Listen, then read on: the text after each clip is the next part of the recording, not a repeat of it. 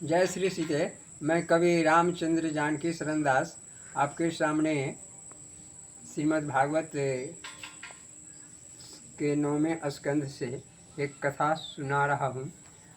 इसका शीर्षक होगा पुरुष बन गए नारी। एक बार राजा सुधुमन अपने मित्रों के साथ शिकार खेलने वन में गए।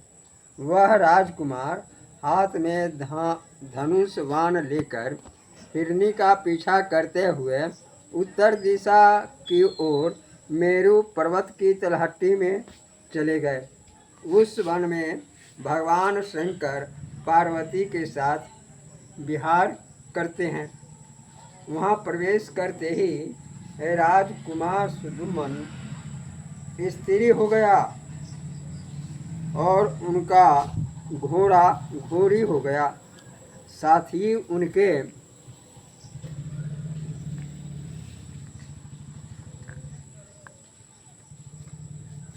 सब साथी भी स्त्री हो गए। यह देखकर उनका चित्त बड़ा खिन्न हुआ।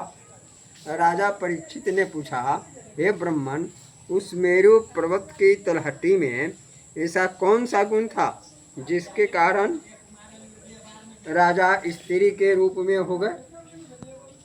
हमें यह जानकर बड़ा आश्चर्य है। आप कृपा कर समझाइए।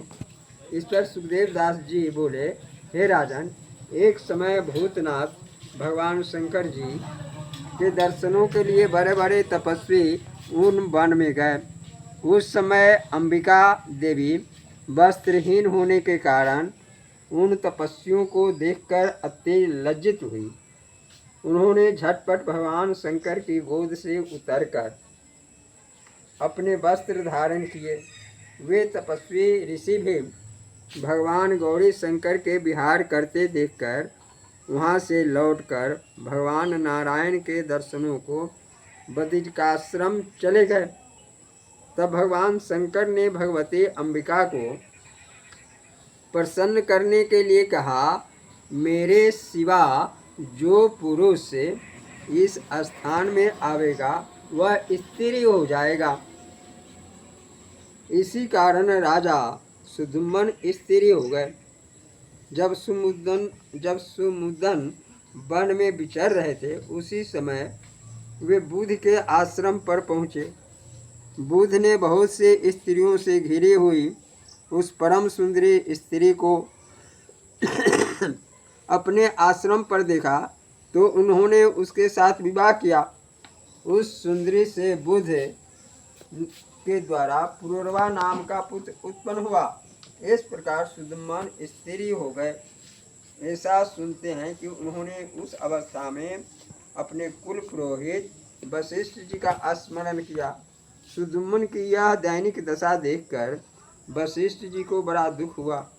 उन्होंने सुधुमन को पुनः पुरुष बनाने के लिए भगवान शंकर की आराधना की। भगवान शंकर ने प्रसन्न होकर वशिष्ठ जी से कहा, हे वशिष्ठ जी, तुम्हारा यह जजमान 1 महीने तक स्त्री रहेगा और 1 महीने तक पुरुष रहेगा। इस प्रकार वशिष्ठ जी की कृपा से सुधुमन पुरुषत्व लाभ करके पृथ्वी का पालन करने लगे, परंतु प्रजा उन्हें नहीं चाहती थी। उनके 3 पुत्र हुए, उत्कल, गय और विमल। परीक्षित, वे सब दक्षिणापथ के राजा हुए। बहुत दिनों के बाद राजा सुधुमन वृद्धावस्था आने पर अपने पुत्र पुरुरवा को राज्य देकर वन में तपस्या को चले गए। जय श्री सीते। मैं कवि रामचंद्र जानकी शरण दास आपको यह सुख सागर से कथा पृष्ठ संख्या 421 से सुनाया। अगर आपको यह कथा प्रसंग अच्छा लगे तो कृपया इसे आप बार बार देखने का प्रयास करेंगे। मेरे YouTube चैनल का नाम है सीतायन सीतामढ़ी कथा रंजितपुर। जय श्री सीते।